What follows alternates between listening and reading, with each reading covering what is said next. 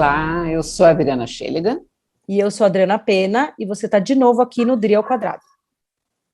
Isso. E hoje nós vamos falar de uma situação, de uma condição chamada burnout, e que com a pandemia as pessoas começaram a ouvir mais, e a gente trouxe hoje uma convidada especial. Dri, apresenta a Juliana. A Juliana Gomes. Seja bem-vinda. É médica psiquiatra, e ela trabalha no Hospital Santa Catarina, principalmente com a parte de oncologia lá, né, Ju? Mas trabalha também com adolescentes e crianças. E a Ju tem uma história de vida muito maravilhosa, e que eu acho que algumas técnicas, né, ela desenvolveu por causa dessa história de vida. Então, a gente quis trazer ela aqui para conversar com a gente sobre esse assunto, que é um assunto tão difícil, né, um assunto tão com tantas, que eu acho que tem tantas nuances, né, e tantas tendências, e muita gente falando sobre o assunto, e a gente queria dar uma desmistificada, mas falar também muito para os nossos colegas médicos, então falar um pouco sobre esse burnout na nossa categoria, mas falar de burnout em geral também. Ju, se você quiser também se apresentar um pouco, falar um pouco mais de você aí, conta um pouco para a gente. Eu agradeço muito pelo convite, eu acho que é um tema hiper pertinente da gente discutir mais, um tema que vem sido mais falado mesmo, principalmente por causa da pandemia, mas que é um tema que ainda ele só é falado, né? A gente não vê muita intervenção, então por isso que eu acho que, assim, eu topei na hora que você me convidou, Dri, porque eu falei, gente, a gente precisa falar disso, a gente tem que produzir material, né, deixar disponível no podcast, no YouTube, porque mais pessoas precisam acessar esse tipo de informação, e eu achei tão bacana, Dri, que eu sempre tive essa preocupação, assim, ao longo da minha carreira acadêmica, porque até os 16 anos eu queria ser jornalista. Eu nunca quis ser médica na minha vida, nunca, só jornalista. Então, eu sempre tive esse gosto, né, de ler, de informar, de fazer redação, de fazer filminho e tal. E aí, aos 16 anos, eu assisti um filme que era um psiquiatra sentado no mato, assim, com os pacientes em roda, e eu achei aquilo o máximo. Eu falei, eu quero ser isso, eu quero viver no mato conversando com as pessoas. Adorei. Assim que eu achei que essa ia ser a vida do psiquiatra. Talvez por isso esses grupos lá no Hospital Santa Catarina, no mato, no jardim, façam tanto sentido para mim, porque foi o gatilho de eu querer ser psiquiatra. E aí que eu falei, você tem que fazer medicina, não acredito, eu nem gosto de estudar tanto assim. Não gostava. E assim que eu falei que eu ia fazer, a minha mãe falou, assim, toda carinhosa, Juju, você não vai passar, minha filha. Você não é de estudar, você gosta de brincar, você não é uma pessoa... Vem cá, filha, deixa eu explicar. Falou, Pessoal, normalmente, Ju, o pessoal que entra na medicina é gente que sempre foi o primeiro da sala, gente que sempre foi muito bom, gente que adora estudar, assim, não é tanto a sua pegada, não sei se você vai ser feliz assim. Você sabe que eu acho que isso é a primeira... Não sei, eu vou usar o termo falácia, mas talvez não seja melhor, mas assim, porque realmente isso aí, né, fica tão colocado na nossa cabeça, né, eu passei por isso também, meu pai tinha um desespero de que eu nunca ia entrar na faculdade, depois eu nunca ia sair da faculdade. Jura, Adri, que seu pai também teve isso? Porque ele falava, meu Deus do céu, como que essa menina que nunca quis estudar na vida vai ser médica agora? Olha só, Adri, eu achava que era só eu. Não! Porque todo mundo com quem eu converso, as pessoas realmente, todo mundo era o melhor da sala. Imagina. E eu não era essa pessoa. Você também não, Adri? Não, vou dar o meu depoimento. Eu me lembro, a minha mãe fez medicina à tarde. Ela entrou na faculdade com 33 ou 34 anos. Gente, que sucesso! E aí, isso, ela já era... Naquela época, imagina. Minha mãe era arquiteta de formação, já formada, casada, 3 filhos, e ela fazia cursinho e estudava, uma coisa assim, absurda. Eu falei assim, nunca vou fazer medicina. Ai, Deus me livre estudar isso tudo que a minha mãe, além de mãe, e cuidar de 3 filhos, estuda para fazer vestibular. Deus me livre. Cá estamos. Dri, mas que sucesso de história, né? Muito interessante também, super. Mas assim, te inspirou, né? E você foi olhando claro. que falou, meu, se a minha mãe, naquela idade, com 3 filhos, é capaz, é claro que eu aqui novinha vou dar conta, né? Isso. Mas aí eu escolhi fazer, né? Eu falei, não, mãe, mas agora eu vou mudar. Eu vou sentar e vou estudar dela. Não, a gente vai te apoiar em tudo, tudo que tiver ao nosso alcance, nós vamos fazer para você concluir esse seu sonho, mas você precisa saber que é outra vida, né? Vamos ver se é isso que você quer realmente. E realmente, daí a vida mudou, e eu falei, gente, não é que é difícil estudar? Mas eu sempre fui muito resiliente, né? Então, eu fiz 2 anos de cursinho. Cada ano eu prestava 9 vestibulares. Eu prestei 27 até entrar, né? Acho que todo Mas mundo. Depois do segundo ano de cursinho, eu comecei a passar. Daí eu passei em 4, passei só em faculdade particular, mas beleza. Então, essa trajetória foi, eu fiz medicina para ser psiquiatra, nunca quis ser médica. E esse olhar, então, ao longo de toda a faculdade, eu já tive esse olhar para o comportamento das pessoas, para o estresse. E uma coisa interessante, Dris ao quadrado, é que eu nem sabia, né, do quanto isso é importante, mas ao longo do cursinho, que é uma fase da vida hiper estressante de quem se prepara para o vestibular da medicina, todo mundo parava a vida, né? Todo mundo só estudava e ficava estressado. Eu nunca parei de ir na ginástica. Né, o povo que nasceu na década de 70 fala ginástica, né? Não é funcional, não é crossfit, não é ginástica. Ginástica, eu também falo ginástica. Aí eu ia na ginástica e era para mim assim, eu estudava de manhã, passava a tarde inteira estudando, 6 horas eu parava, ia na ginástica, voltava às 7h30 e ainda continuava estudando mais um pouquinho. Mas para mim era fundamental essa pausa, porque eu me lembro claramente tentando fazer exercício de matemática e eu não conseguia. Eu ia na ginástica, eu voltava, parecia que eu voltava mais inteligente. Uma vez que eu pegasse o negócio, pá, desenrolava o exercício. Então, eu tinha essa sensação prática de que eu preciso espairecer. E é tão engraçado porque eu não via isso na maioria dos meus colegas. A maioria achava que eu estava... você não passa porque vive na ginástica. Mas não é, eu ia 1 hora por dia só na ginástica. E o pessoal dizia que eu não estava me esforçando tanto, mas eu nunca tive dúvida de que eu não podia largar disso, senão eu ia enlouquecer. Era essa a sensação que eu tinha. E ao longo da faculdade foi a mesma coisa. Ao longo da faculdade eu via muitos amigos que nas épocas de prova, nossa, não faziam mais nada da vida e todo mundo estressado.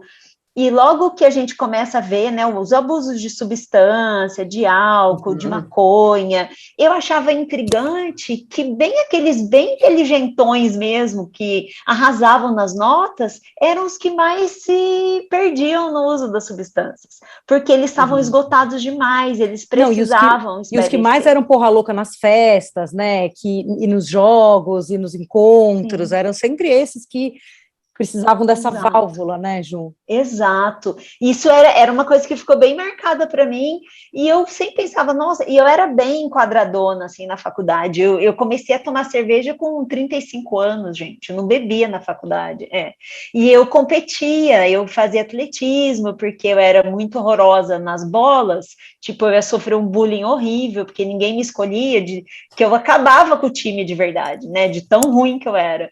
E aí o professor teve uma sensibilidade de falar, Ju, eu não sei qual que é o seu problema, não sei se já era esclerose múltipla que eu tenho, outra Adri, mas eu não conseguia pegar na bola, não sei, não conseguia. E aí ele falou, eu vou te pôr no time de atletismo da cidade, de Itajubá, e você vai se encontrar lá, porque você não consegue pegar a bola, mas você corre desesperada de um lado para o outro, vamos embora.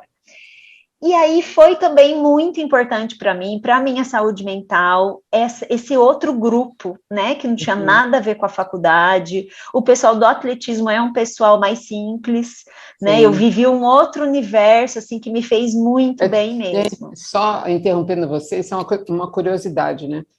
Eu sempre amei atletismo, e minha avó, por parte de mãe, minha mãe é polonesa, ela veio para o Brasil com essa tia, que depois virou avó, ela era atleta de atletismo. Que legal! Que é um pouco diferente do atletismo europeu, do atletismo brasileiro. Eu estava assistindo agora há pouco a Paralimpíada, e você vê como, por exemplo, natação é um grupo de pessoas, isso mesmo. É um outro tipo de pessoa,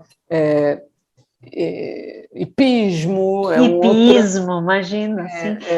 vela, e o atletismo é um grupo mais simples de pessoas. E por quê? Porque a única coisa que o atletismo exige é um tênis, sendo que muita gente corre descalça. Isso. Exato. Não, a gente não precisa de acessório, não precisa ter grana para fazer atletismo. Exatamente. Né? Exatamente. Então, assim, foi muito especial nesse sentido, e eu acompanhei, fui observando muitos amigos desse jeito, estressados, cansados, deprimidos e tal. Na residência, eu fiz especialização em psiquiatria, depois eu prestei título.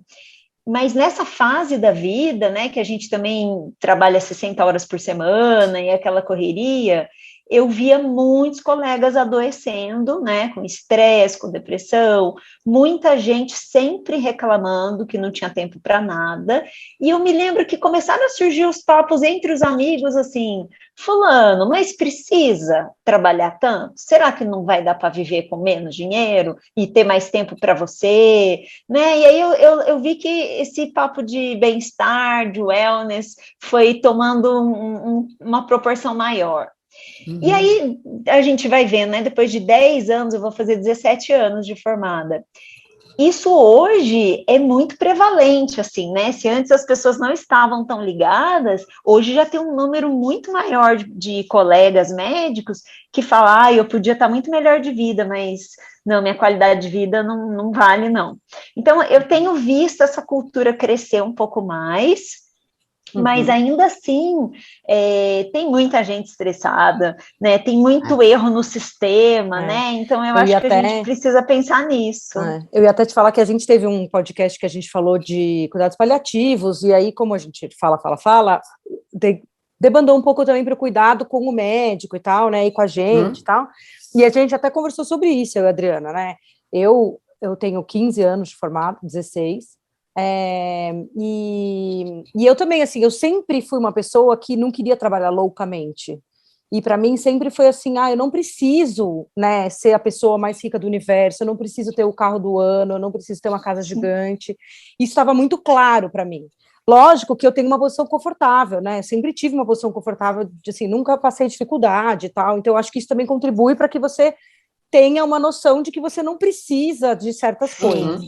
Mas, ao mesmo tempo, eu acho que desde que a gente entra na faculdade, já tem essa coisa de que, olha, você não vai dar conta, você tem que estudar muito para entrar na faculdade. Daí você já estuda loucamente para passar no vestibular. Aí, quando você passa numa particular, eu fiquei muito com isso na cabeça que você falou, eu só passei nas particulares. E daí a primeira coisa que as pessoas olham assim, mas você só passou nas particulares? Sim, daí. Exato, foi. Sabe, você fez medicina Itajubá, que é excelente, eu fiz o NISA, que é excelente, e o outro pode ter feito agora, eles fazem São Camilo, Uninove, pode ter feito qualquer coisa. Né? Mas a gente sabe que a gente não passou nas públicas. É isso! E existe, a gente fica com uma pressão desde que a gente toma a decisão de que a gente quer ser médico. Dri, isso. E daí a gente... E é uma cultura que faz a gente acreditar que nunca tá bom o suficiente. Exatamente. Deixa eu só comentar, vocês estão aí novinhas, falando de 15, 17 anos de formada, eu tenho 30. Ai, que da hora! Eu entrei na faculdade com 8, então é por isso que eu tinha essa A mãe entrou com 32, ela falou, não, você prodígio. Mas engraçado que essa coisa da pressão que vocês estão falando são interessantes. Primeiro, eu sou exatamente igual, desde pequena, a mesma coisa, agitada, faço muitas coisas, eu tenho uma atividade muito grande o dia todo, enfim, aquela coisa de dou conta de várias coisas. Hoje eu estou numa outra fase da vida, mas eu me lembro que ao longo do colégio todo, eu sempre passei, nunca fiquei em recuperação, nunca repeti de ano. Então, para mim era natural ir a passar no vestibular. Só aquele ano, no meio do ano, do ano que eu ia prestar o vestibular, que ainda era vestibular, né? O meu avô se suicidou. Nossa. Ele tinha tido um derrame e ele era um homem assim, de 80 anos, super ativo, fazia de tudo, ia à praia, era totalmente autossuficiente, e ele começou a ouvir, não pode sair, não pode. Nossa, gente, é um Ele impacto entrou numa terrível. depressão. Olha o impacto disso, gente. Isso, e ele se suicidou. Mas, enfim, aí isso causou um impacto em mim e eu parei de estudar. Eu falei assim, agora eu larguei de vez, passar passou, não passar não passou. E eu me lembro que, na época, eu estava muito mexida com isso, eu fui fazer uma prova, e era aquela prova de simulado, não era nem prova válida. Vou estudar mesmo, sentei lá e falei, botei tudo D na resposta, D. No mínimo, eu vou tirar 25%, né? Sabe quantas letras Ds caíram? Nenhuma. Não brinca. Não. Eu falei, não. Estatisticamente impossível, gente, eu nunca vi isso. Eu também achava que 25% ia acertar. Eu não tirei 0, porque parece que você, quando coloca o nome na prova, você tem já que não dar tira pelo menos 0. meio para o aluno. Aí a minha vida mudou, né? Porque eu queria fazer, então eu fiz cursinho, comecei a trabalhar, eu fazia cursinho de manhã, trabalhava à tarde, porque desde essa época eu trabalhei sempre, enfim, e passei para a Gama Filho, que era uma faculdade particular. Eu prestei. Só para particular. Só para particular.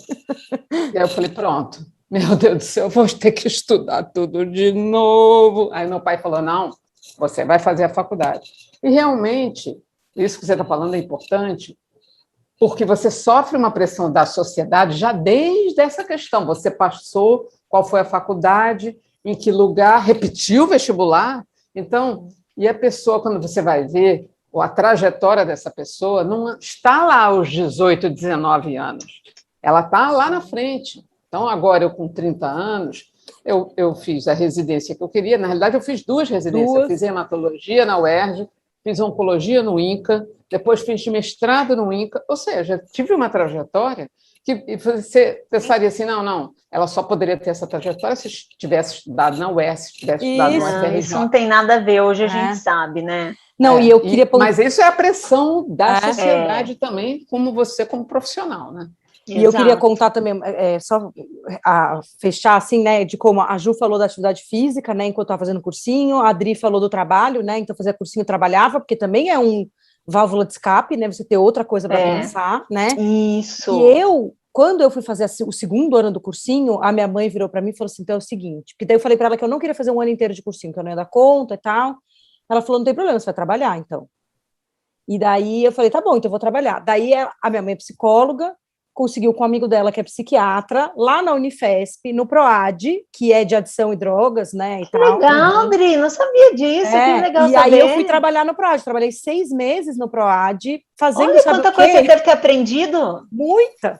Eu participava dos grupos, que eles têm os grupos, né? Sim. E eu compilava dado de pesquisa, ficava lá quase que o dia todo. Um período eu ficava no grupo, outro período eu fazia isso.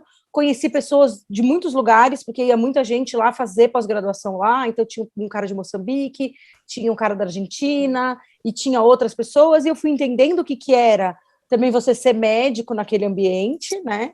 Sim. E depois, quando eu voltei a fazer cursinho, tinha um amigo meu que 2 vezes por semana me levava no cinema. Porque ele falava, olha, você não vai passar no vestibular enquanto você estiver nessa noia. Então, 2 vezes por semana, ele me levava no cinema. Então, Ju, eu quero que você fale rapidinho pra gente o conceito de burnout, tá bom? Tá.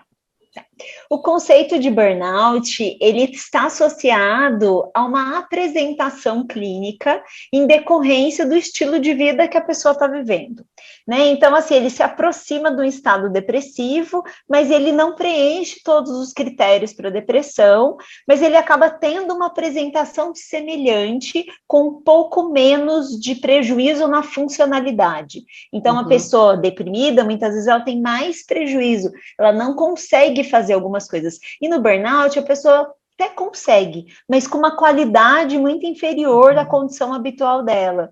E é interessante que, em 2007, o Dr. Teng, lá do IPQ, ele fez uma revisão sistemática de burnout e ele apresentou em vários eventos científicos essa revisão sistemática.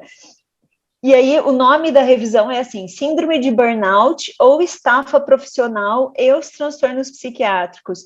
E ele fala bastante disso para diferenciar. Essa publicação foi publicada no Archives Clinical Psychiatry, e ela reuniu assim os primeiros dados, assim, é o trabalho brasileiro, né, mais renomado para falar desse tema, e ainda não tinha muito dado, né, tanto que ele fala a prevalência de burnout, ela é entre 5% e 85%, ou seja, né, o pessoal não sabia Léo com creu, né, ninguém sabia nada, mas ele via, assim, outros ambientes, começando a pesquisar sobre isso, principalmente os americanos, e aí ele falava muito que o profissional com burnout, ele tinha prejuízo em 3 níveis, no nível individual, no nível social e no empregatício. O individual tinha a ver com a questão física, mental, de relacionamento. O profissional tinha a ver com aqueles prejuízos relacionados à negligência, falta de empatia, e organizacional, porque era conflito com os membros da equipe, com a rotatividade, com a falta em algumas atividades que deveriam ser feitas, ou seja, não parava de trabalhar completamente, mas apresentava prejuízo. E eu cheguei a assistir várias palestras do Dr. Teng ao longo desses últimos 10 anos, ele ainda fala dessa revisão sistemática, e o ano de 2019, ele fez um evento na Associação Paulista de Medicina para falar de burnout e tentativa de suicídio em estudantes de medicina. Então, foi super interessante. E aí eu falei, nossa, gente, olha, não é que esse tema está ganhando um pouquinho mais de espaço? E nesse evento, foi muito interessante, todos os palestrantes levaram a quantidade de universidades no Brasil e fora que criou um núcleo de assistência psicológica ao aluno. Então, são serviços que na minha época não tinha, né? A gente não recebia nada disso, e aí são espaços tanto para que o aluno possa dizer quando ele não está bem, como espaços de criação de wellness mesmo, né? De vamos promover saúde mental. O que a gente pode fazer, né? Não ofereciam o cinema 2 vezes por semana, mas começavam a oferecer mais coisas para que os alunos se sentissem bem. E uma outra coisa importantíssima que apareceu nesse congresso em relação ao burnout de médicos e estudantes de medicina é o sofrimento pela hierarquia, que não tem escrúpulos, né? Essa que é a verdade. Sim. Então, se a gente está falando, né, que no meu próprio discurso eu já justifico que eu não passei em nenhuma pública, né, tipo, já estou devendo, gente. O aluno de medicina, ele é ensinado o tempo inteiro que ele não é bom o suficiente, Sim. né? Então, assim, gente, emocionalmente, isso é péssimo. E eu achei interessante porque agora em 2021, janeiro de 2021, foi publicado no JAMA um estudo que chama assim, Repensando o Bem-Estar em Saúde Mental em torno da Covid-19 e os estresses emocionais associados. E olha que interessante, esse artigo foi publicado em 15 de janeiro de 2021, e eles começam falando uma coisa que eu falei, nossa, gente, ainda é assim no mundo inteiro. Ele fala, a gente está vivendo 2 pandemias, quando a gente fala desse tema. A Covid-19 e um jeito de lidar com saúde mental e com cuidados de saúde que é crônico. E que é no mundo inteiro, que o tempo todo a gente não dá valor para isso, e toda vez que a gente levanta esse tema, rapidamente ele é interpretado como sinal de fraqueza, porque a gente não pode não dar conta, a gente tem que dar conta, porque nós passamos um dos vestibulares mais difíceis, nós terminamos um dos cursos mais difíceis, médico não fica doente. Isso. Eu trabalhei numa equipe, e isso para mim ficou muito assim, quando eu terminei o doutorado, então eu fiz faculdade, fiz clínica, fiz hemato, fiz doutorado na Unifesp, né? Quando eu terminei o doutorado, eu fui trabalhar numa equipe de oncologia, e um dos médicos que trabalhava lá, um dia, ele estava lá, e eu falei, fulano, já pode ir embora, porque eu tô aqui, né? Eu vou ficar aqui, não precisa ser... Ah, não, eu vou ficar mais um pouco. Aí, outro dia, não, e tal. Daí, um dia ele falou, sabe o que que é? É que eu chego em casa cedo, eu tenho vergonha do porteiro. Aí todo mundo deu risada, porque ele era muito escrachado, assim, sabe? Daí Mas falei, era verdade. puta, como que assim? A gente tem vergonha do porteiro? O que você deve pro seu porteiro? Né? Você pode achar que você está num nível, né, que ele deve pensar, nossa, olha o carro que ele dirige, o apartamento que ele mora, ele deve trabalhar loucamente. Aí você chega em casa 2 da tarde, mas ele não sabe o que você faz na sua casa. Ele não sabe se você está trabalhando em casa, se você não está. Então, assim, como que você tem vergonha do porteiro? O nível de cobrança para você chegar a esse ponto de ter vergonha do porteiro. E aí eu lembro que aquilo me caiu uma ficha desse tamanho, assim, que eu falei, gente, mas peraí, de dar 3 passos para trás, então. E eu estava num nível de trabalho que era assim, essas equipes, né, loucamente, que tem 1000 chefes, 1000 pacientes, bip tocando toda hora, celular tocando toda hora, demanda toda hora, que eu recuei e falei, não, é isso que eu quero para minha vida, eu preciso pensar, porque, né, eu vou entrar nessa e como é que eu vou sair dessa? E aí foi uma coisa que realmente, assim, mudou minha vida, eu não me esqueço nunca mais desse dia, assim, sabe, eu tenho, quando eu começo a contar essa história, vem até a sala onde a gente estava, tudo, sabe, do dia que ele falou isso e todo mundo riu. Que legal que você teve essa iluminação, né? E eu falei, como assim, tá todo mundo rindo? Eu ri também, porque tava todo mundo rindo, você dá aquela risada meio assim, mas você fica pensando... Mas sabe... Rindo de nervoso, né? Não sei se você tem essa percepção, mas os oncologistas têm isso mais intenso do que os hematologistas. Eu acho que sim. Como eu fiz as 2 especialidades, eu percebo isso. Você tem esse know-how, sim.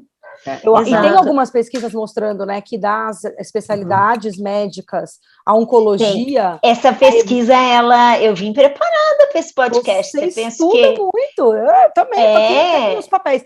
Mostrando que os oncologistas têm, mas a gente sempre acha que eles são mais, né, mas não são, né, acho que são os intensivistas, não são, Ju? Não, olha só, essa pesquisa, ela foi publicada em 2020, saiu no Medscape, né, e ela fala sobre o burnout de médicos e é o relatório de suicídio de 2020. Os médicos que mais apresentam burnout são os urologistas. Eu fiquei surpresa. Nossa, 54% é urologista. Fiquei impressionada, eu nunca imaginei. E aí depois, neurologista, nefro, hemato nem aparece. Porque entra junto com onco, provavelmente, hemato. Oncohematologia. Entra junto. Mas onco, quer ver? Vou te falar, radiologistas tem bastante. Onco nem é assim, super. Onco é 42% e psiquiatria é pouquinho. Psiquiatria é 33%, 35%. E suicídio? Né? Então, aí o suicídio, aí muda de figura, né? Muda. Na verdade, a gente precisa pensar que, em relação ao suicídio, na medicina interna, assim, né, enquanto você está fazendo internato, aumenta em 5 vezes a chance de depressão entre os estudantes de medicina e aumentam as ideações suicidas também. E aí o risco de suicida realmente ele é o mais alto entre os anestesistas, em primeiro lugar de todos os tipos de médicos. Eu até anotei um negócio aqui para a gente conversar também a respeito, que é assim, e a Ju até puxou esse assunto falando a respeito de que as universidades começaram a criar esses centros, né, de auxílio, enfim, de cuidado, né, com bem-estar e tal, mas o quanto que a gente, dentro das entidades em que a gente trabalha, de fato, no hospital onde a gente trabalha, ou até na faculdade onde a gente dá aula, na clínica onde a gente trabalha, a gente fala disso. Então, assim, a gente tem, né, vou pegar o exemplo do Santa Catarina, mas eu não estou nem falando mal mas assim, né, o Santa Catarina a gente tem encontros das especialidades sempre, direto, e a gente fala muito pouco, assim, a gente deveria ter palestras para todos os funcionários do hospital, quase que a cada 3 meses ou a cada 2 meses, para falar de depressão, de burnout, né, e ter as portas abertas a alguém, a dizer, olha, termina a palestra, diz, então, se você estiver sentindo alguma coisa, tem um ambulatório aqui que você pode procurar, sabe? Eu acho que essas ações são as ações que fazem com que a gente reduza isso, né? Sim, enquanto porque a pessoa é isso, ela vai se fechando, ela vai ficando dentro dela, os outros vão tendo uma dificuldade de saber como que né, como é que eu abordo essa pessoa, E aí você fica sem... E a pessoa que está lá, ela não tem ferramentas para lidar com aquilo. Porque se ela tivesse, ela não estaria talvez daquele jeito. Sim, e as ferramentas não vêm, as pessoas que estão em volta também não estão ali, e ela não sente acolhida pelo local onde ela trabalha. Mas você percebe como é muito cultural isso? Mesmo quando a gente oferece, as pessoas não têm interesse, né? Foi difícil para mim, assim, porque existe toda uma burocracia do hospital, mas fui e tal, conversei mais de um mês para poder fazer uma aula, uma apresentação de mindfulness, né, de ensinar as pessoas o que se trata, quais são as evidências, por que pode melhorar a vida e tal. Dri, você viu quantas pessoas tinha? Tinha, tipo, 8 pessoas? Mas, Ju, sabe o que eu acho? Isso é uma ação, entendeu? Não, claro, eu não vou desistir. Mais não, ações, com certeza. A gente começa a agregar mais pessoas, porque essas 8 falaram para mais 8. Sim, sim. Não, eu não acho que foi inútil, mas eu fiquei bem desapontada. Não, com porque certeza. A ideia não era só a oncologia, era atingir o hospital inteiro, era que qualquer pessoa do hospital pudesse participar, colaboradores, todos os tipos de funcionários. E aí praticamente só tinha os amigos. Só quem me conhece foi. Mas eu acho que é isso, assim, a gente tem que plantar uma semente, sabe? Eu acho que a hora que você planta a semente algumas ações dependem da insistência. Você vai ter que fazer e não desistir, porque senão as pessoas acabam desistindo mesmo. Fica desanimador. Eu me lembro que eu, quando fui coordenadora da residência de oncologia, eu fiz um programa justamente ligado à psiquiatria. Nós tínhamos uma psiquiatra que ela tinha um consultório do lado da oncologia. E eu fiz uma proposta de fazer um ambulatório com ela e com os residentes, se colocando no lugar do paciente. Então, a gente fez era como se fosse um teatro, entendeu? Sim, eu falei, né? Nós vamos fazer o contrário, você vai ser o paciente e nós vamos colocar uma outra pessoa sendo o médico. E aí você vai se colocar na posição e observar algumas coisas, e ao longo do período a gente vai anotar, vai ver, o outro vai... Então a gente tinha o próprio residente opinando sobre o colega, no sentido de como é que foi a postura. Olha que máximo! Super! Você acredita que... Super, que legal que você fez isso! Isso. E durante um período, foi um período de um semestre, funcionou super bem. Eu não sei o que aconteceu, a direção achou que estava demais, que estava envolvendo... Cortou. Ai, não acredito que cortou. Não. Aí eu fiquei tão aborrecida, o meu chefe na época disse que não, que era muito tempo, que precisava daquela sala para outra coisa. Ai, gente. E eu perdi essa oportunidade, porque eu achava que era uma forma... Por exemplo, eu me lembro, uma vez, esse menino com quem eu falei, hoje ele é staff da Oncoclínicas no Sul, ele é muito bom médico, ele estava dando uma má notícia para um paciente em pé no meio do corredor. Aí eu parei e disse assim, leva o paciente para a sala, senta, fecha a porta e fala na mesma altura. Não fica, sabe, você faz um desnível entre as pessoas, você está contando uma coisa muito séria, não faz isso. Ele me agradece até hoje. Mas claro, gente, isso é fundamental. Não, e eu não acho que é só fundamental para o paciente, porque isso é lógico, é o básico. Para ele também. Mas é como que você lida com aquilo. Eu me lembro quando eu era residente de clínica, tinha um médico que dava plantão com a gente, que era assim, ele não dava notícia de óbito. E aquilo me tirava do sério, porque você estava correndo no plantão, se morria alguém, era você tinha que parar lá, ir lá e dar notícia do óbito, voltar, fazer as coisas, isso aqui. E um dia eu virei para ele e falei assim, pô, por que você não vai lá dar notícia de óbito? Ele falou, porque eu não dou conta. Se você for comigo, eu vou. E então, aí, isso plantão foi aquela... É educação continuada, né? Isso. E aí por isso que assim, persista. É isso, por isso persista. E aí o que eu estava assim, ouvindo, né, a Adri falando e tal, e eu acho que a gente que trabalha com oncologia, e eu acho que talvez explique muito o neuro, talvez explique as cadeiras cirúrgicas, né? O uro talvez explique por conta isso da mesmo. pressão que você tem de resultado, né? Isso, mas eu acho que a gente que trabalha com a coisa, e o neuro é muito isso também, né? A reumato também tem muito isso, eu acho que assim, é de você... o sofrimento é muito intenso daquilo que a gente trata, né? Isso. Essa semana passada eu passei por isso. Eu entrei no quarto de uma paciente que tem uma LLA, que é uma leucemia linfocítica aguda, jovem, que tem uma filha pequena. Eu entrei no quarto dela, conversei com ela, saí do quarto, olhei para a cara do enfermeiro do Zé Maria e falei: por que mesmo que eu decidi fazer isso com a minha vida? E aquele porquê mesmo que eu decidi fazer isso com a minha vida foi uma troca com ele ali, entendeu? Foi um tipo, toma aí para você um pouco do meu estresse. Que eu não estou aguentando sozinha, não. Me devolve um pouco de empatia e de compaixão, quem sabe a gente... Tá difícil, sim. E olha só... doutora, é dureza e tal, mas vamos lá, vai dar tudo certo. Sabe assim, então rolou um momento ali e aí você continua, entendeu? Mas eu acho que são... especialidades, né, que demandam muito por conta dessa alto sofrimento dos pacientes. E aí, se a gente não está muito conectado com o sofrimento deles, sim, mas faz essa coisa de distanciar tanto, né, mais difícil. A Juliana falou uma coisa importante, que eu acho que tem a ver com uma publicação que você compartilhou, Adri, que é a questão cultural. A questão cultural, ela também influencia muito na postura do médico.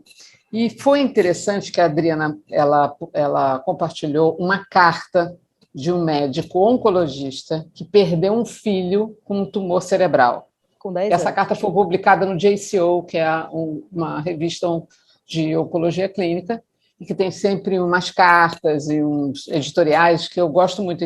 O que me chamou a atenção nessa carta foi o pedido de ajuda do pai, dizendo: eu não aguento esse sofrimento. Eu sou oncologista, eu sei o que um paciente com câncer sofre, mas eu não estou aguentando a perda do meu filho com câncer.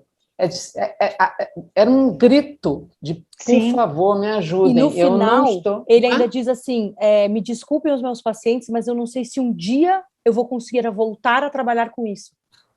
Isso. Aí você imagina o desespero. Sabe que eu fiquei com medo dele cometer suicídio? Eu sei, eu posso imaginar.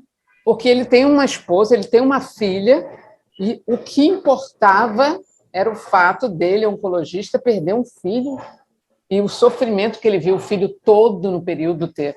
Isso foi muito duro mesmo. Mas aí tem a questão cultural.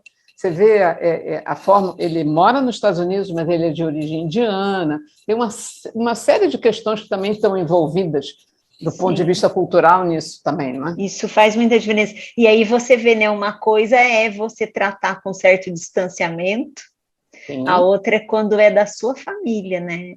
Do lado, né?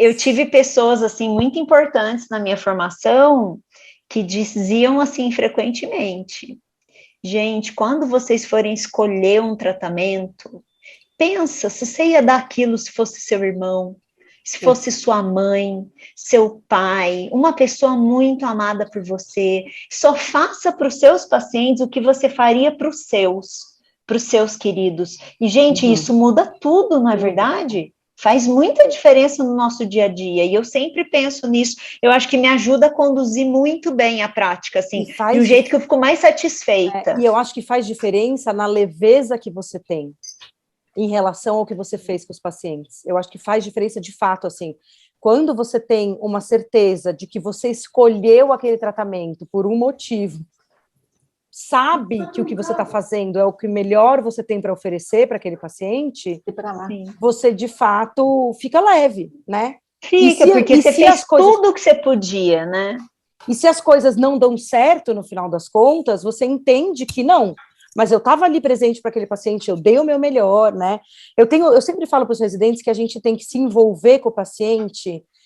O envolvimento que a gente tem com o paciente tem que ser de um tal nível que você não morra junto com ele quando ele morrer, e você não deixe tanto de se importar que você passe a descolar completamente do sofrimento dele.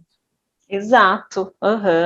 Então, eu acho que isso é tênue, né, essa diferença, assim, de você se envolver muito a ponto de que cada paciente que você perde um pouco de você, e você não se envolver nada e ser aquela pessoa que é incapaz de ter compaixão, né? Sim, sim. Ô, Ju, eu queria que a gente falasse um pouco também a respeito de como é que a gente daí aborda, né? Porque a gente falou um pouco de abordar o burnout, o que é o burnout, como é que a gente, mas como é que a gente trata de fato, né? Eu assisti uma entrevista do TED, eles fazem agora, por causa da pandemia, né? Não está tendo as apresentações do TED, sim, mas está tendo umas entrevistas. Era uma entrevista com duas irmãs, uma delas é música, maestra, e a outra, eu não tenho certeza se ela é psicóloga ou psiquiatra, posso estar enganada, mas era sobre burnout, porque aqui é maestra, teve burnout, porque ela tinha uma exigência lá de performance e tal, dentro da academia e tal, e a irmã meio que tratou e tal, e uma das coisas que não saiu nunca mais da minha cabeça dessa entrevista, até compartilhei no LinkedIn essa entrevista, assim, uma das coisas que elas falam do tratamento que eu achei maravilhoso, assim, você precisa de uma aldeia para tratar uma pessoa com burnout. Né? E talvez você precise de uma aldeia para tratar qualquer pessoa com qualquer coisa. Mas com burnout, assim, eu achei tão bonito aquilo, né? Porque a gente sempre fala, mesmo. Em inglês eles falam, né? It takes a village to raise a child, que é tipo assim, você precisa de uma aldeia para criar uma criança. Mas talvez a gente precise, e o que esteja faltando mesmo seja a aldeia, né? Mas eu queria que você falasse um pouco mais assim de quais são as possibilidades terapêuticas que a gente tem em geral, não só, né, não vamos falar aqui de medicamentoso nem nada, mas assim, o que a gente pode fazer, né? Odri, mas eu amei esse termo, e inclusive ele está nessa revisão sistemática de 2021, né, que foi publicada no JAMA, e aí eles falam disso, assim, a gente precisa de uma rede social, até porque nós somos seres sociais, né, então por que a gente sofreu tanto na pandemia? Porque a gente ficou longe das pessoas, porque a gente perdeu muito dessa rede, então a rede tem um significado muito grande, e aí tem inúmeros estudos em ratos e em humanos, né, do quanto a rede faz diferença em termos cerebrais, na verdade, né? Então, a maioria desses estudos que são, né, resultados de revisão sistemática, eles olham que é comum em todos os estudos em relação a burnout a necessidade de ter horários livres, a necessidade da prática da atividade física, a necessidade de uma alimentação saudável, de condições do trabalho que promovam bem-estar, né, condições de trabalho que não sejam abusivas, que você possa conversar com seu chefe e ser ouvido, né, porque é muito estressante essa frustração hierárquica das organizações. Isso é uma questão que, assim, como não adoecer? É só vocês, tudo bem que na medicina é muito grande isso, e eu acho que vem mudando de um jeito muito bacana. Por exemplo, eu não sei se vocês se lembram que teve um escândalo aí há uns 4 anos de uma residente de ginecologia que ela estava super estressada lá na hora que ela estava atendendo, e a chefe do plantão estava muito grosseira, mais estressada ainda, xingando a menina adolescente, que era uma menina parindo. E aí, a hora que o nenê coroava, a menina fechava a perna com tudo, porque ela sentia muita dor, ela não conseguia. E ela não conseguia porque ela é uma menina, porque ela não tem maturidade para entender que ela poderia matar a filha dela daquele jeito. E a médica começou a xingar muito ela. Fala, você vai ser uma assassina, você vai sair daqui direto para a cadeia. Imagina, na hora do parto. E a residente ficou olhando assim e falou... Você não pode tratar o ser humano assim, não, gente. Tipo, né, se você não está satisfeita com suas horas de trabalho, se você não está feliz aqui, eu não vou fazer isso. E aí a menina passou um estresse para tentar conduzir, acalmar a mocinha e tal, e quando acabou tudo, ela descreveu que aconteceu tudo isso na evolução. E a médica rasgou o prontuário, e pediu para ela escrever de novo, e ela não ia escrever isso porque ela é subordinada e ela ia reprovar a residência. E a menina, e gente, isso acontece bastante. Todo dia. E a menina foi tão heróica que ela fez um boletim de ocorrência, e ela falou, não vou ficar quieta, eu quero ver me reprovar, porque eu tenho uma reputação, todo mundo que me acompanha, os outros professores sabem da minha conduta, ela não vai me reprovar por causa disso, e se eu ficar quieta, ela vai continuar tratando os pacientes desse jeito, a gente que tem que pôr um limite nisso. E eu acho que, assim, foi lindo de ver, porque realmente falta coragem por causa dessa regra hierárquica, que se você é residente, você é um bobão, você acaba com medo, você acaba se intimidando, mas isso é assédio, né, gente? Claro. E é isso que leva a adoecer. Então, ter relações saudáveis é um super fator de promoção de saúde mental para a gente evitar o burnout. Então, a gente precisa, nessas palestras que o Teng fez, para evitar suicídio de estudante de medicina, ele falava, gente, a gente tem que empoderar os estudantes a não aceitarem esse tipo de coisa. Se você se sente encurralado, você sente medo, você tem que ter onde reportar isso. E se precisar, você vai fazer um boletim de ocorrência. Perfeito. Eu falo então, isso eu achei muito importante. Eu falo para eles assim, olha, quando você escreve lá, doutora fulana mandou fazer tal coisa, você não pode esquecer que no final né, tem o seu CRM. Então, se você não concorda com o que a doutora fulano, o doutor fulano está fazendo, você tem que dizer que você não concorda, né? Sim. E não é lógico que assim, você pode não concordar e você está totalmente errado, né? Pode ser. Mas você pode não concordar e está totalmente certo. Então não adianta você vir para mim e dizer assim, mas o fulano mandou fazer, que é meu chefe. O fulano mandou fazer e você achou que estava certo? Né? O fulano mandou dar um remédio que você claramente não queria dar e você deu, sem discutir, exatamente, porque ele é seu chefe. Sim. E aí isso também vai, né, pondo, porque não precisa ser enorme, isso que eu fico pensando, né, essa menina passou um estresse enorme, né, de uma coisa, mas não precisa ser enorme, porque eu acho que às vezes a gente imagina que o burnout acontece porque a gente teve um estresse enorme, aconteceu uma coisa gigante. Não necessariamente. Sim. E são as pequenas coisas do dia a dia que vão minando a nossa saúde mental, né? Porque o estresse crônico faz você viver com cortisol elevado e a gente vive uma pandemia de ansiedade. No Brasil, em São Paulo, nós somos campeões de ansiedade em relação ao mundo, né? E assim, eu gosto muito de uma explicação psiquiátrica antroposófica, que é a que fala sobre nós herdamos genes do pessoal que matou, lutou e prevaleceu e sobreviveu. A gente não herdou gene do pessoal, não, essa galera morreu. Essa galera morreu, foi comida, né? O povo passou fome. A gente herdou genes de gente que lutou pela sobrevivência. Só que a gente vive hoje nesse momento, né, de disparo de sistema nervoso parasimpático, que a gente vive para lutar ou fugir.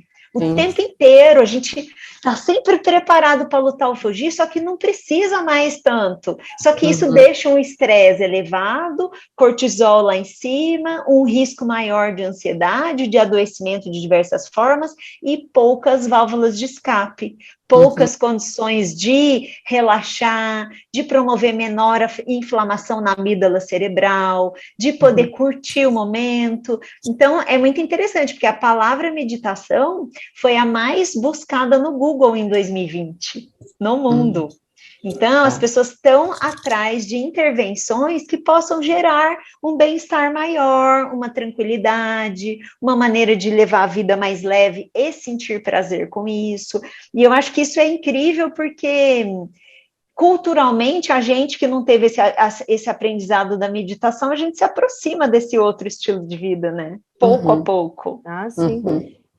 E uma outra coisa que eu achei bem interessante, você falou agora, né, ter essas válvulas de escape, nessa entrevista do TED, uma das coisas que ela fala é que, assim, a gente fica imaginando que tem que ser também grande na intervenção. Lógico que, dependendo chega num momento que tem que ser grande, mas ela falou, pequenas coisas que você faz no seu dia a dia podem mudar o nível de estresse que você leva. Então, ela falou assim, por exemplo, uma coisa que pode levar a um estresse enorme é o deslocamento, né, da sua casa para o trabalho, da sua casa para a faculdade, da sua casa para não sei onde, e aquele deslocamento. Então, talvez São Paulo tenha esse nível de ansiedade enorme, né, e de estresse enorme, porque realmente os deslocamentos são insanos.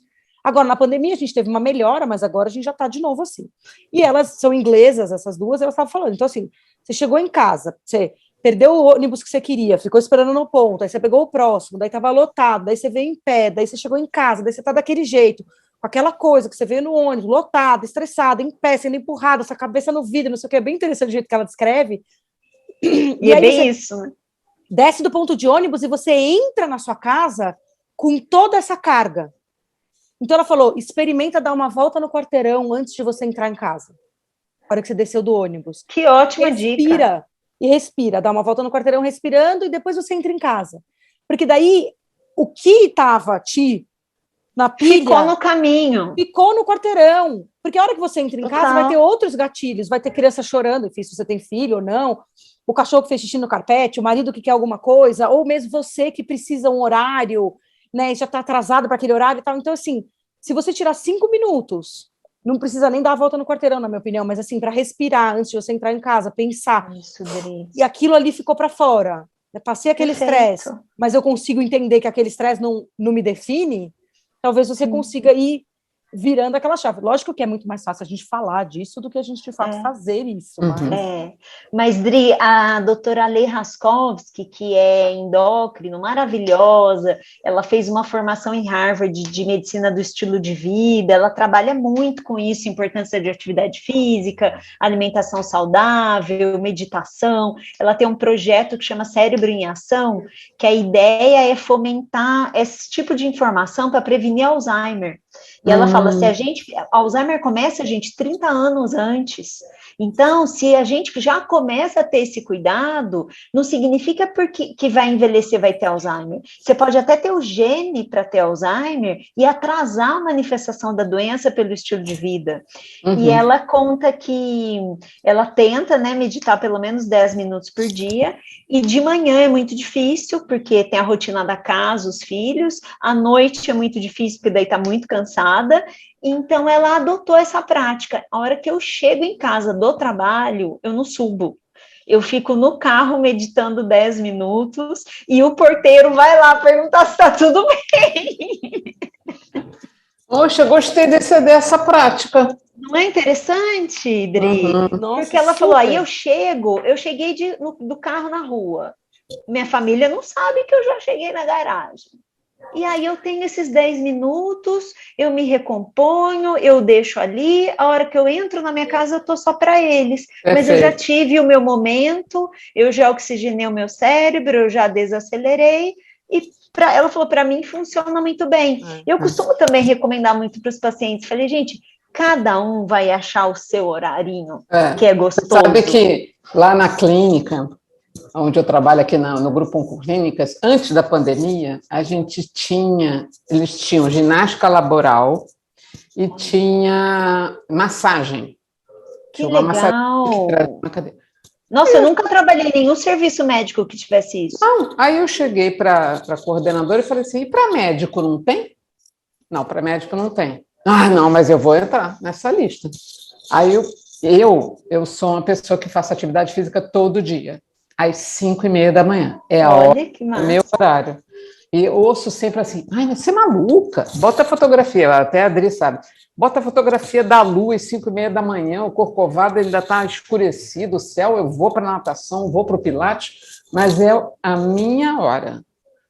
Mas aí, as minhas secretárias já sabem que eu estou naquele momento estressado, eu paro e falo assim, vou tomar um café. Subo 2 andares, vou lá tomar um café, desço, subo de novo, um pouco desse. Pronto, já posso atender o próximo. Maravilhoso, isso mesmo, faz muita diferença. E eu acho que a gente vai, ao longo da vida, entendendo quais são esses mecanismos que a gente tem que usar, né? O meu é assim, depois que eu virei mãe, assim, agora eu não tenho mais conseguido tanto, porque eu tô mais cansada e tal, mas eu tento acordar antes de todo mundo em casa.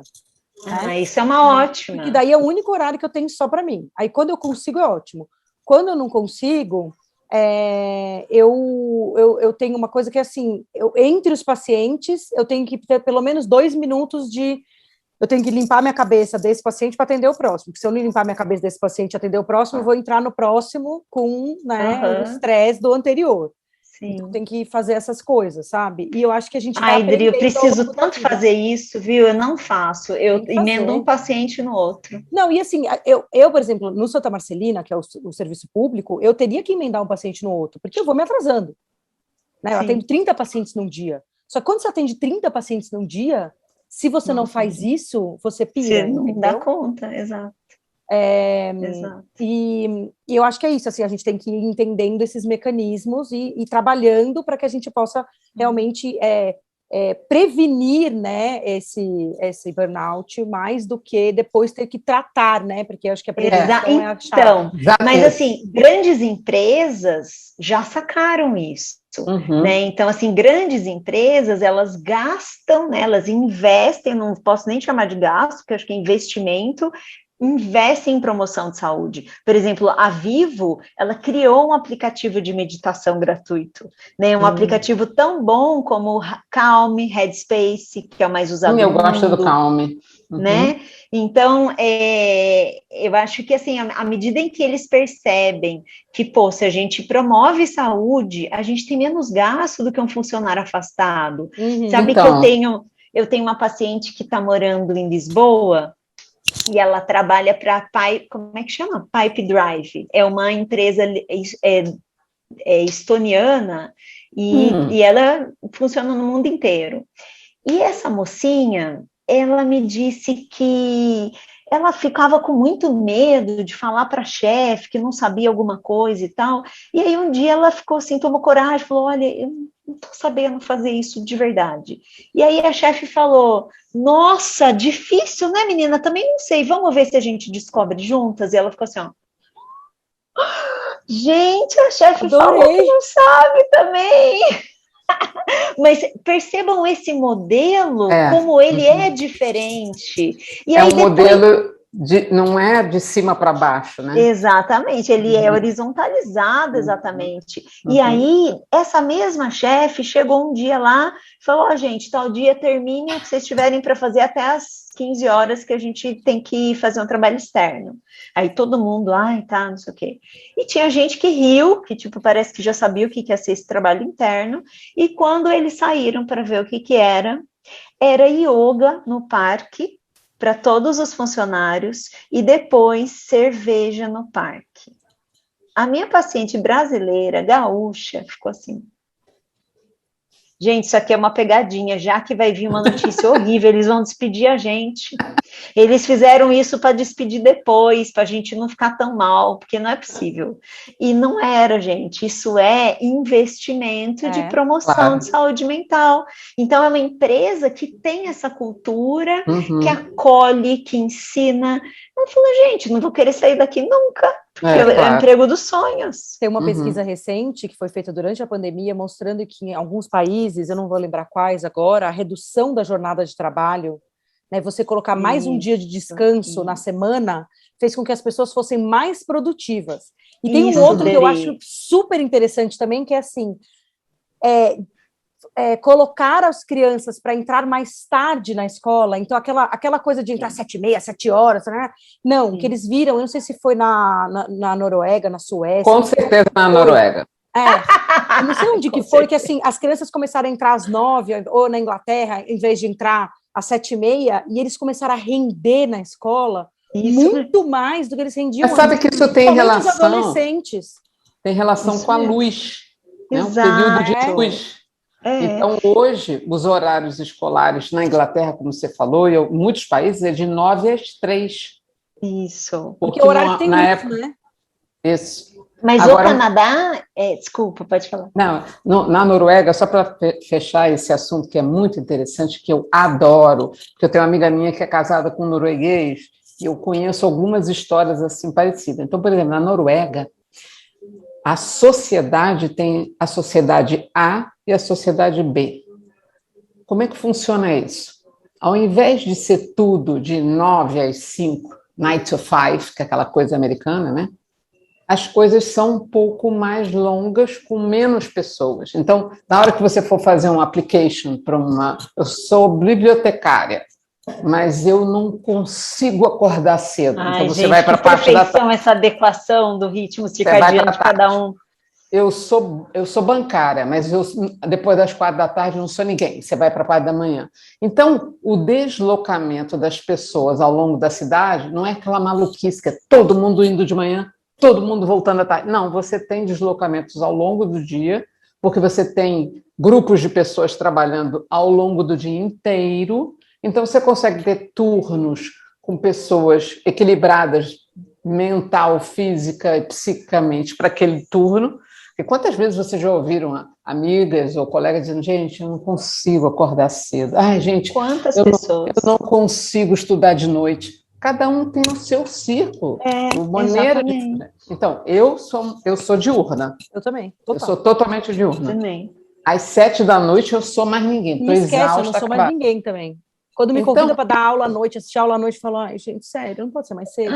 Eu também tenho mais dificuldade. Então, você vê que uma sociedade entende que para você ter um rendimento melhor dos seus funcionários, você adequa conforme a sua capacidade laborativa, isso é fantástico. Sim, é fantástico. E é inteligente, né, Dri? Essa que é a verdade, isso é inteligente. Porque assim, não é só o cuidado, porque na verdade, no fundo, assim, o cuidado que você tem com a pessoa reverte em produtividade, né? E aí reverte em lucro. Então, assim, por que você não quer isso? E reverte num ambiente de bem-estar que é a aldeia que você falou, né? Para evitar o burnout. É isso. Muito bom. Ai, adorei, Ju. A gente poderia... Adorei também. Assim, a gente sempre poderia ficar conversando mais 1 hora, mais 3 horas, mas infelizmente não dá. Claro. Pri, mais alguma pergunta? Mais alguma coisa que você gostaria de colocar? Não, foi ótimo. Queria agradecer, Juliana, imensamente. Foi excelente. Eu que agradeço. Não deixar de seguir as nossas redes, né? Faz a sua propaganda aí. Sim, eu vou... fala para mim, porque eu não vi ainda o podcast de vocês. Como que eu acesso? Dri ao quadrado. Dri ao quadrado. Dri ao quadrado. Dri ao quadrado. Ai, que legal. Qualquer plataforma de podcast tem. Olha só que expansivas, adorei. E a Dri vai colocar na descrição também do podcast e do vídeo o seu Instagram também, Ju, para o pessoal entrar e ver o Mindfulness lá.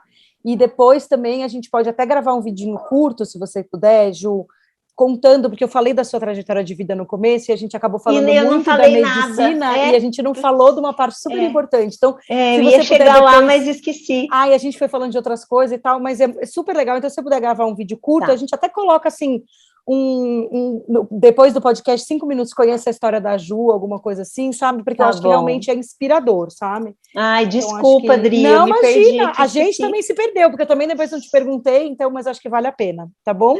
Tá, joia, muito obrigada por você ter vindo conversar aqui com a gente. Obrigada. Muito obrigada, eu adorei conhecer a outra Dri, e eu, assim, muito bom poder ter mais contato com você, Dri, né? Na nossa correria, mas a gente se identifica muito no nosso jeito de pensar, no nosso jeito de cuidar, a gente só não faz mais porque nós somos limitadas, né? E a gente reconhece isso. E tá tudo bem. E tá tudo certo, é isso aí. Tá tudo bem. Então tá bom, gente. Obrigada, até a próxima. Um beijo grande para vocês. Tchau. Tchau.